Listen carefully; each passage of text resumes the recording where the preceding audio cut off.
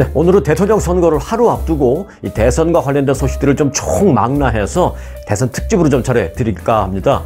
대선을 하루 앞두게 됐습니다, 지금. 그런데 이런 상황에서요, 지금 워싱턴 주에서는요, 비상 경계령이 내려졌습니다.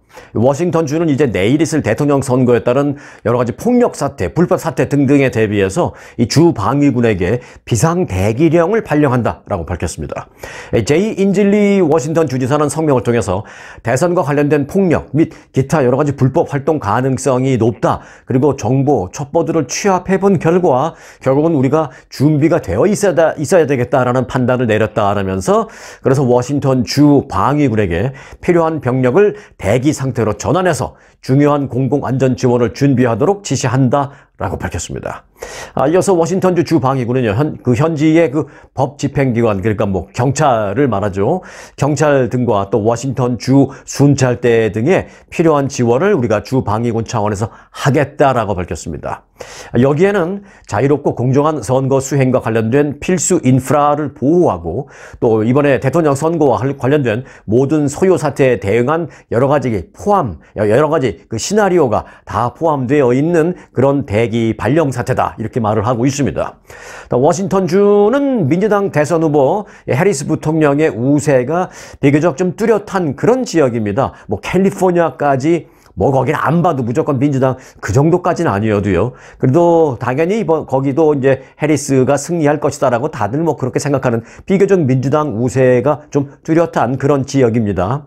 자, 이런 판세 속에서 지난달 28일, 자, 기억하시죠? 이 워싱턴주 남서부에 있는 도시 밴쿠버라는 도시에서 투표하면서 불이 났습니다. 누군가가 그 사전 우편 투표한 것을 이렇게 발송하는 경우도 있지만 거리 곳곳마다 이렇게 투표함이 있으면 거기다 이렇게 드랍 해놓잖아요. 그 안에다 집어넣잖아요. 우리가 우체통에다가 이제 편지를 집어넣듯이 그렇게 집어넣는 사전 투표 수거함이 있는데 그 수거함에다 누가 불을 붙이고 갔어요. 그래서 그렇게 불이 나면서 투표용지 수백 장이 훼손되는 소위 불에 타는 그런 사건이 발생한 바 있습니다. 거기가 바로 워싱턴주입니다. 그래서 워싱턴주는 이제 우편투표를 통해서 투표하는 지역으로 아주 유명합니다. 원래가 사전투표, 우편투표 많이 하는 주로 유명한 곳이 워싱턴주입니다. 그래서 유권자는 선거일 몇 주 전에 투표용지를 받은 뒤에 우편으로 다시 발송을 보내거나 또는 곳곳에 설치된 앞서 제가 말씀드린 그런 투표함, 일종의 수거함이죠. 거기에 직접 넣는 그런 그런 비율이 높은 주 중에 하나가 바로 이 워싱턴주입니다. 플로리다 대학 선거연구소에 따르면 워싱턴주 유권자 가운데 200만 명이 이미 투표를 마친 것으로 집계됐습니다. 이렇게 사전투표 다 한 거죠.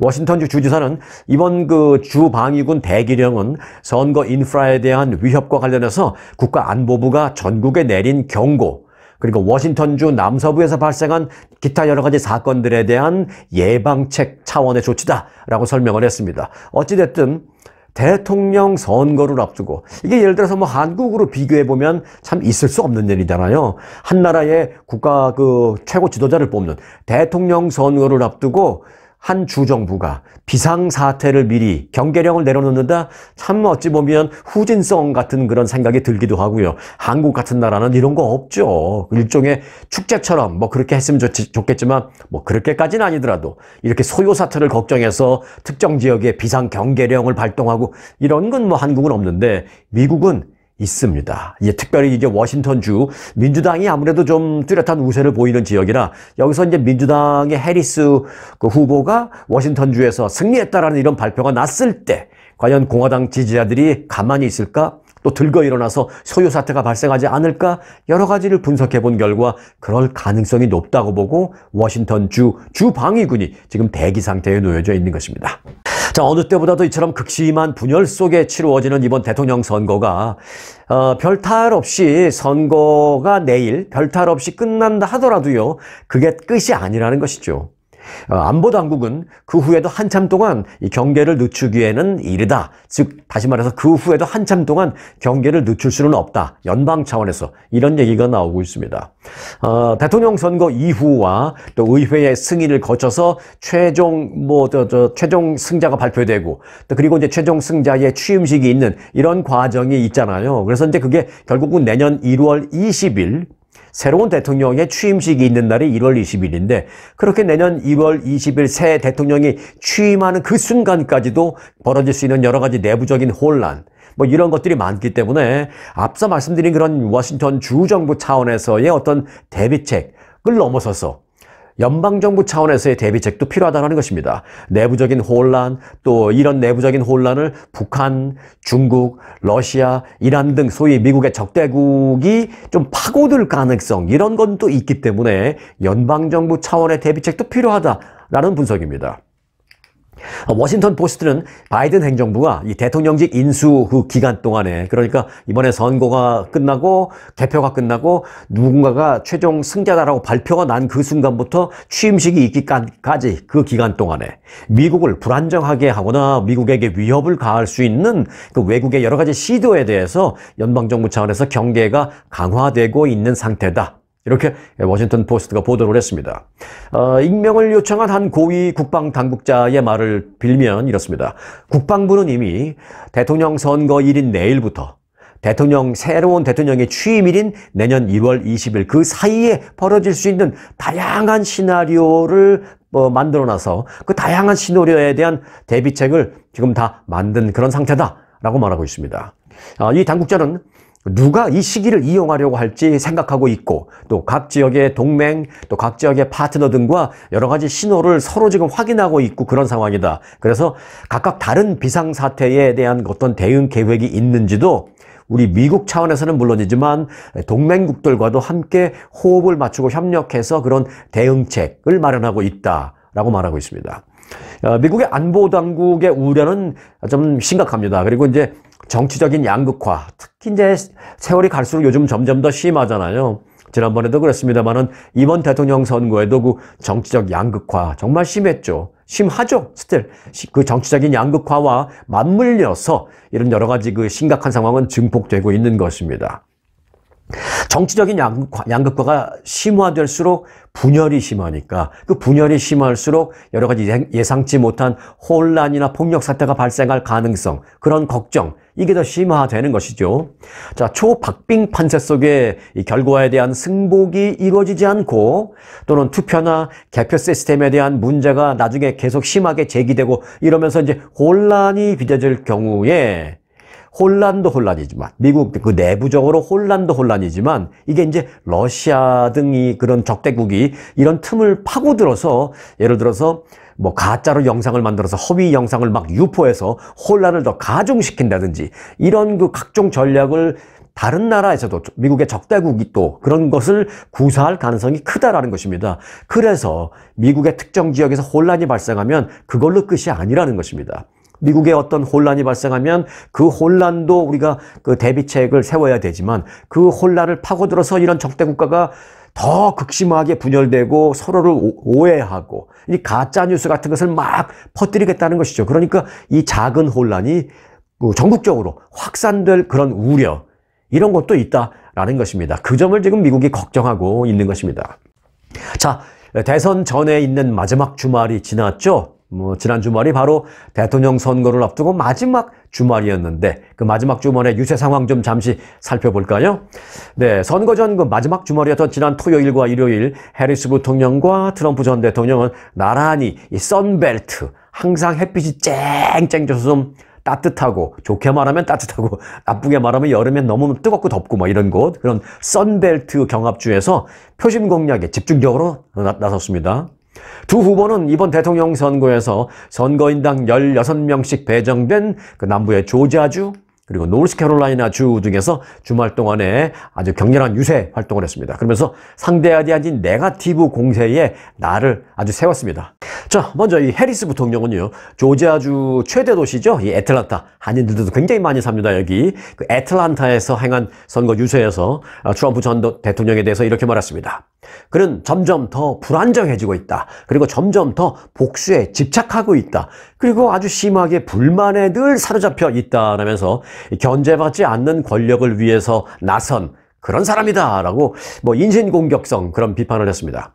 해리스 부통령은 이어서 트럼프는 당선이 되면 백악관 집무실에 이 파일을 하나 들고 갈 텐데 그 파일에는 모두 자신과의 어떤 정치적인 대립각을 세우고 있는 소위 말해서 정적, 이 정적의 명단을 들고 대통령 집무실에 들어갈 것이다 라면서, 하지만 내가 당선이 내가 되면 나는 그런 정적 리스트를 들고 집무실에 가는 것이 아니라 나는 내가 할 일을 그 목록을 갖고 집무실에 들어갈 건데, 내가 할 일 그 목록의 맨 위에는 바로 물가 낮추기가 있을 것이다, 뭐 이렇게 얘기를 했습니다.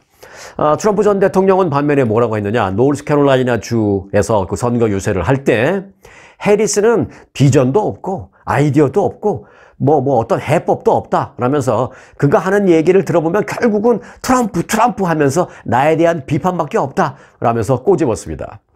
트럼프 전 대통령은 이어서 이 해리스는 경제에 대한 이해가 뭐 아이 수준에 불과하다 라면서, 당신은, 즉 이제 선거 유세에 나온 많은 사람들, 여러분은 일자리와 집 그리고 연금을 잃고 싶냐라고 외쳤습니다. 그러니까 아니라고 이제 막 그랬죠. 그러니까 카멜라 해리스가 러시아나 중국에게 전쟁을 못하도록 할 수 있는 그런 인물이 되겠냐? 안 될 것이다 라면서 내가 당선이 돼야만 그런 것을 막을 수 있고 경제도 나는 할 줄 안다, 뭐 이렇게 얘기해서 이제 박수를 받았습니다. 트럼프 전 대통령은 그 이번 유세에서 두 번째 유세는 어디로 갔냐면 버지니아주로 옮겨가서 이제 또 유세를 했는데, 버지니아주 그 세일럼이라는 지역에서 했었던 그 유세에서는요, 만일 카멜라 해리스가 선거에서 이기면 여러분은 1929년과 유사한 경제 대공황을 맞을 수도 있다라고 말하면서 좀 이제 살짝 좀 겁을 주는 그런 그 발언도 하기도 했습니다. 이제 뭐 선거 막판 뭐 이제 할 수 있는 얘기는 다 하는 겁니다. 이제 하루 이틀밖에 안 남았으니까 할 수 있는 얘기는 다 하는 거죠.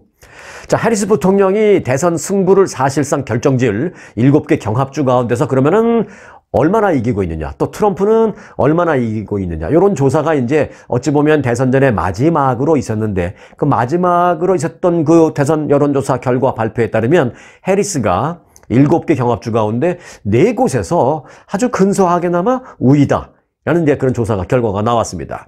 물론 이제 결론부터 말씀드리면 그 우위라는 것도 오차 범위 내에 있기 때문에 참 큰 의미를 두기는 어렵습니다. 시에나 대학이 7대 경합주의 투표 의향 유권자, 즉 투표할 의향이 강하게 있다라는 것을 밝힌 그 유권자들을 상대로 조사한 결과를 보면, 이 해리스 부통령은 네바다주에서도 우위, 노스캐롤라이나주, 위스콘신주, 그리고 조지아주 이렇게 4곳에서 우위를 보이고 있는 것으로 나타났습니다. 뭐 살짝입니다.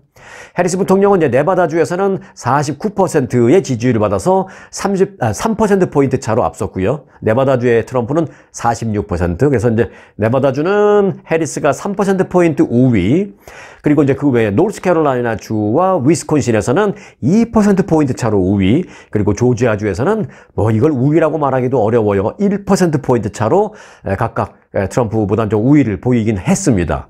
펜실베니아주에서는 48대 48, 그리고 미시간주는 47대 47 이렇게 동률을 보였다는 것이고요. 트럼프 전 대통령이 우위를 보이는 곳은 애리조나주, 거기서 49대 45, 유일하게 애리조나주 한 곳에서만 우위를 차지한 것으로 나타났습니다. 이 해리스 부통령의 우위는 모두가 그런데 이제 잘 느끼셨겠습니다만은 오차 범위 내에 있는 근소한 것으로서 사실 뭐 이런 초박빙 승부는 선거 전 막바지에 접어들었지만 여전히 참 불확실성이다. 불확실성이 높다. 그리고 아무리 우위 어쩌고 해도 그것이 정말 의미 있는 우위라고 말하기는 어렵다. 요즘 여론조사 오차가 너무 심하니까요. 어떤 그 여론조사는 평균적으로 오차 범위 플러스 마이너스 3.5 이러는데, 플러스 마이너스 3.5만 해도 그 여론조사는 비교적 신뢰를 받는 여론조사예요. 그런데 보세요. 플러스 3.5 마이너스 3.5 이게 다 오차범위라는 거죠. 넓게 보면 한 7%포인트 되는 거죠. 그런데 어떤 여론조사는 플러스 마이너스 4.5 이런 것도 있어요. 그러니까 어찌 보면 저는 그런 여론조사는 의미가 없다고 보는데, 그나마 한 플러스 마이너스 3.5 정도 되는 게 이제 방금 전에 말씀드린 그런 여론조사인데, 그것도 그 안에서 1%포인트 우위 이런 거는 말하기 어렵습니다. 그래서 지금 어느 후보가 유리하다고 정말 섣불리 말할 수 없는 그런 상황인데, 뉴욕타임즈는 해리스 부통령은 노스캐롤라이나와 조지아에서 새롭게 강세를 보이는 것으로 나타났고, 트럼프 전 대통령은 펜실베니아와 애리조나에서 살짝 반등을 하고 있는 것으로 볼 수 있다. 이렇게 좀 분석을 하고 있습니다. 자, 일단 그 경합주 가운데 가장 많은 19명의 선거인단을 보유하고 있는, 여기를 먹어야 백악관을 먹는다 뭐 이런 그 핵심 승부처, 바로 펜실베니아주. 이 펜실베니아주에서는 그 트럼프의 막판 살짝 상승세가 눈에 띄고 있습니다. 앞서 펜실베니아주는 뭐 48대 48 동률이라고 했잖아요. 근데 이제 뭐 한 일주일 전만 해도 뭐 1%, 2%포인트로 해리스 살짝 우세 뭐 이랬는데, 살짝 트럼프가 좀 반등하는 그런 모습이다라는 것입니다. 자, 해리스 부통령은 지난 주말 한국의 대표적인 뉴스 통신사인 연합뉴스라고 있습니다. 그 연합뉴스에 특별 기고문을 보내서 기고를 했습니다. 그러면서 한국에 대한 각별한 친밀감을 표하기도 했습니다. 자, 내용을 전해드리면 이렇습니다. 해리스는 가족을 위해서 헌신하는 그 한국의 어머니들의 삶을 자기 자신의 어머니와 연결지으면서 이 한국에 대한 애정을 과시했습니다. 해리스 부통령은 그 기고문 첫머리에서부터 이렇게 했습니다. 많은 한국의 어머니들처럼 나의 어머니도 우리 가족에게는 가능한 한 최고의 삶을 주기 위해서 희생한 그런 어머니였다라고 하면서, 뭐 인도계잖아요. 그러니까 아무래도 동양계니까 한국의 어머니들하고 또 공감대가 있는 부분도 있겠죠. 그렇게 한국 어머니들의 어떤 희생정신과 자신의 어머니를 이렇게 연결 지으면서 한국의 그 전통적인 어머니 상이 2009년에 작고한 자신의 어머니 샤멀라 고팔란 여사의 삶과 거의 일치한다, 이렇게 얘기했습니다. 그는 대선 캠페인 내내 자신이 7살 때 부모가 이혼한 뒤에 어렵게 엄마와 함께 살아온 그 과거를 회상하면서 서민, 즉 중산층 보호를 자신의 주요 공약의 하나로 내걸었다라고 말하면서 가족을 부양하기 위해서 고군분투한 자신의 어머니를 한국의 어머니들과 비슷하다라고 이렇게 강조를 했습니다. 그러면서 해리스 부통령은 그게 제가 그 재미 한인들, 즉 미국에 살고 있는 이 미주 한인들의 용기와 꿋꿋함에 대한 이야기를 깊이 리스펙트하는 이유다라고 말하면서 미국 내 한인들이 슈퍼마켓이나 세탁소, 뭐 식당 등등을 이렇게 힘겹게 운영하면서 어렵게 미국 사회에 정착해온 점을 나는 잘 알고 있다. 그게 역시 나의 어머니와 비슷한 한국 그 미주 한인들 어머니의 모습을 내가 보고 있다. 뭐 이렇게 얘기했습니다. 특히 이제 해리스 부통령은 기고문 마지막에 감사합니다라는 뭐 땡큐라고 쓰지 않고 한국말로 GAMSA, 뭐 그게 감사죠. 이렇게 감사합니다라는 한글로 인사를 남겼습니다. 그래서 이처럼 그 해리스가 한국과의 각별한 인연을 구체적으로 소개했습니다. 이 한미동맹의 중요성도 부각함과 동시에 초박빙 접전으로 지금 흐르고 있는 대선에서 여전히 물론 소수이기는 합니다만은 승부의 영향은 그래도 미칠 수 있는 미주 한인 유권자의 그 표심에 구애를 하는 그런 측면도 커 보이고 있습니다. 그러면 미국의 그 한인 유권자들은 얼마나 되느냐? 대선 투표권을 갖고 있는 이 한인 시민권자는요, 약 152만 명 정도로 추산됩니다. 정확히 보면 뭐 152만 3,823명이다. 뭐 이렇게 집계는 나와 있는데, 그냥 쉽게 보면 152만 명 정도로 보시면 되고요. 중요한 건 특히 이제 7개 경합주 지역에는 그러면 한인 유권자가 얼마나 있느냐인데, 요게 이제 주별로 다른데, 지금 조지아주, 거기 애틀란타에 한국 분들 많이 산다고 말씀드렸죠? 그 조지아주에 5만 1,000명 정도 우리 한인 유권자가 있습니다. 절대로 적지 않습니다. 어떤 데서는 뭐 애리조나주인가요? 거기서는 지난 4년 전에 11,000표처럼 막 바뀌고 그랬잖아요. 5만 1,000명 정도면 이게 뭐 승패를 가를 수 있는 정도입니다. 조지아주 그렇고요. 그리고 펜실베니아주는 3만 8,000명 정도 우리 미주 한인이 있습니다.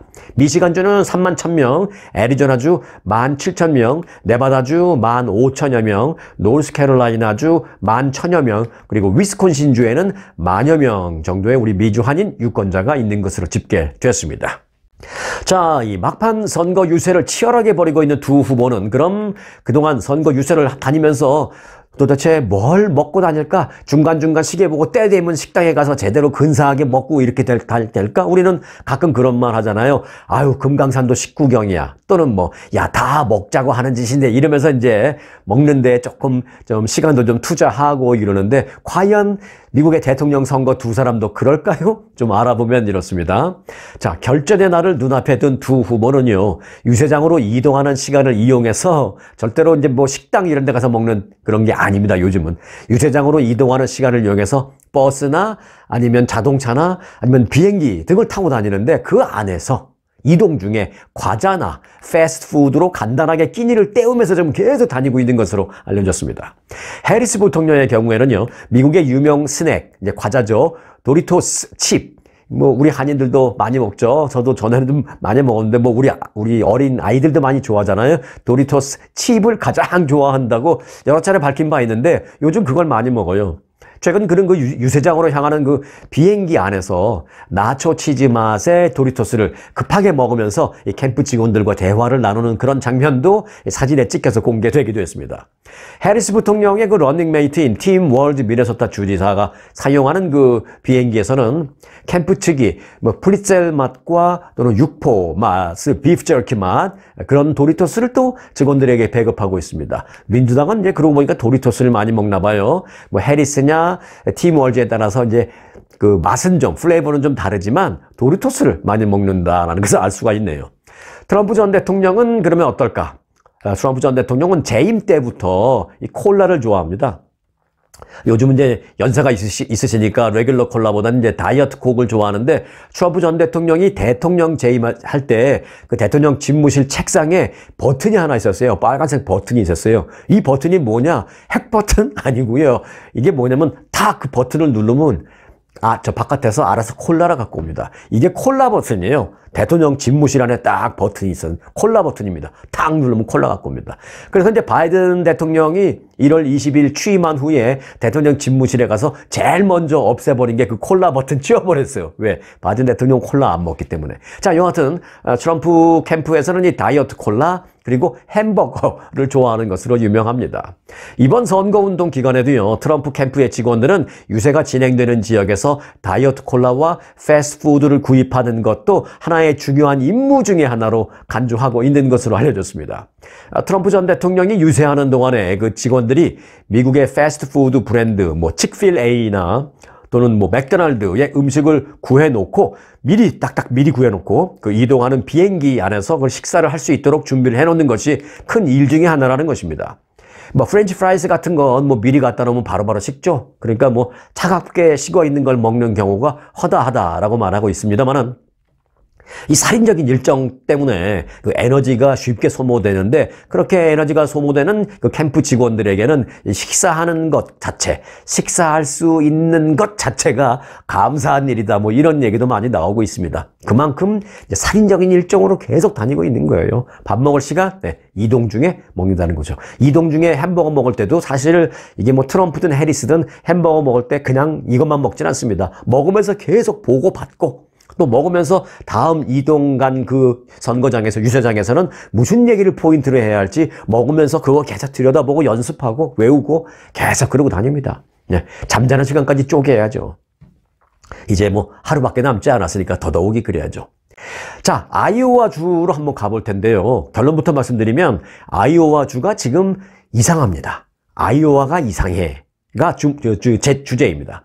지난 두 차례 미국 대통령 선거에서는 트럼프 전 대통령을 선택했던 이 아이오와주에서 이 해리스 부통령이 비록 오차 범위 내이긴 하지만 앞서가는 조사 결과가 이 아이오와에서 나왔기 때문입니다.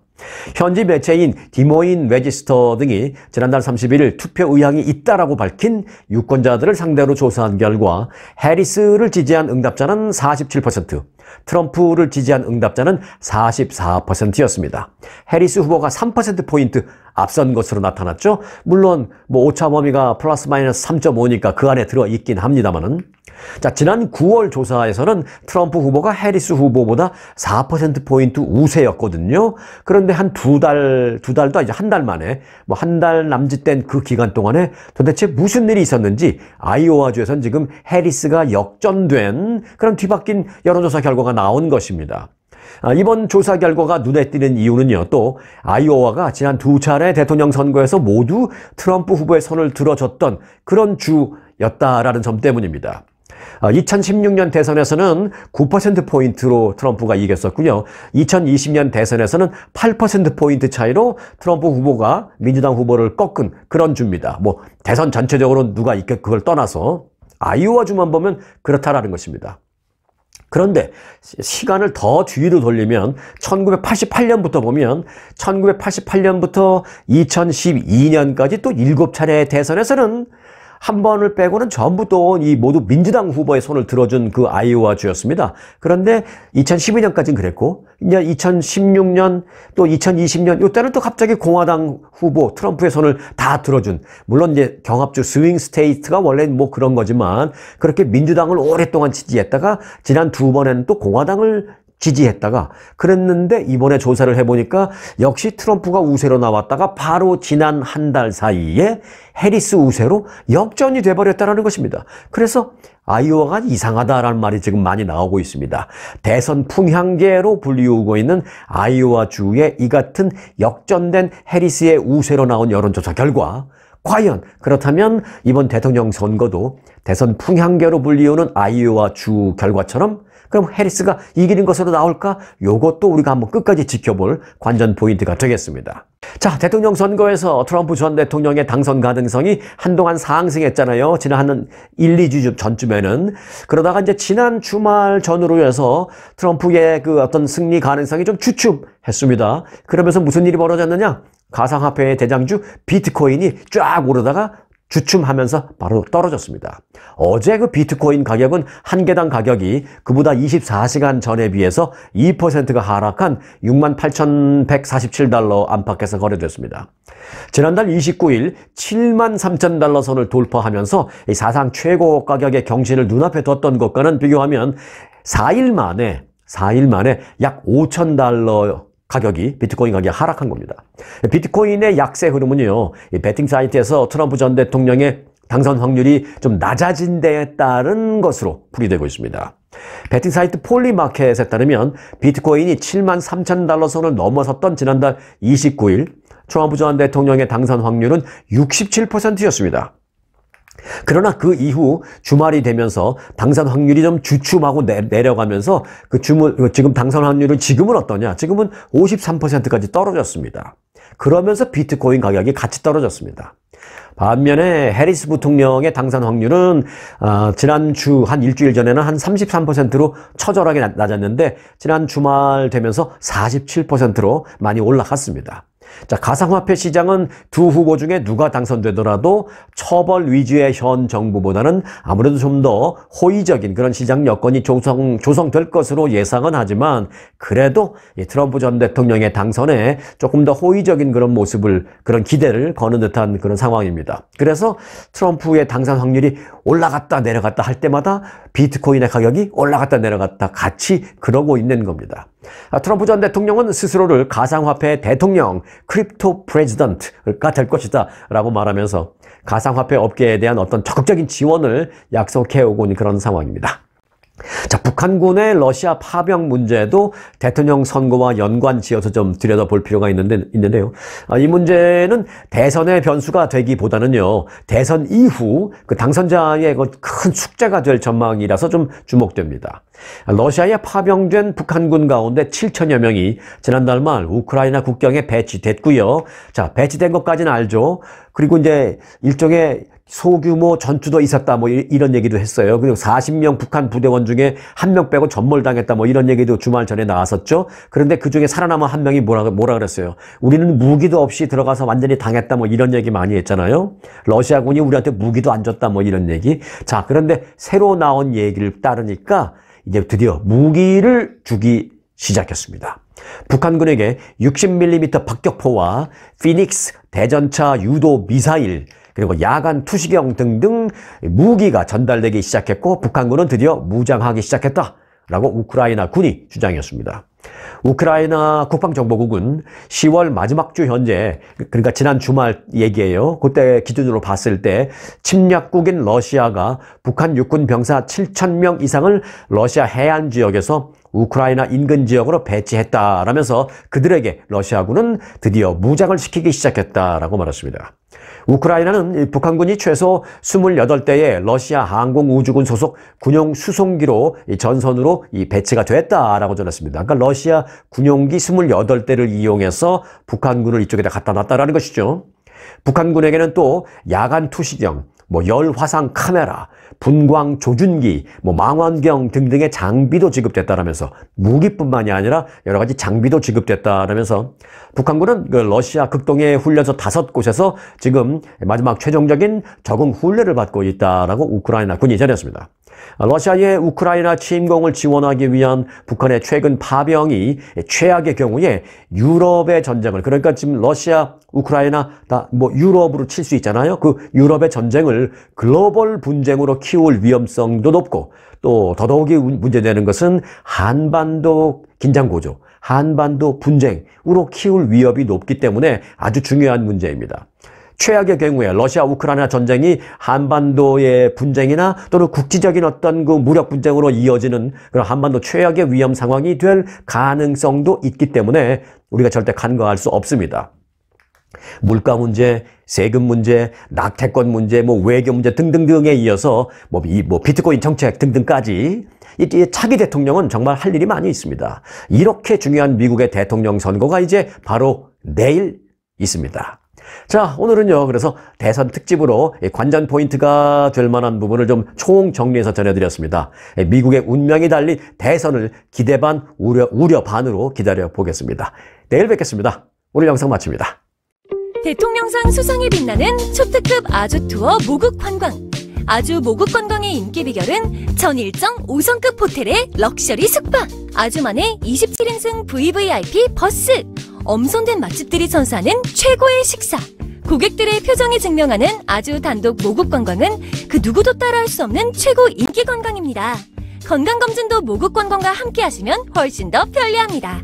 모국 관광도 역시 아주 좋은 아주 투어.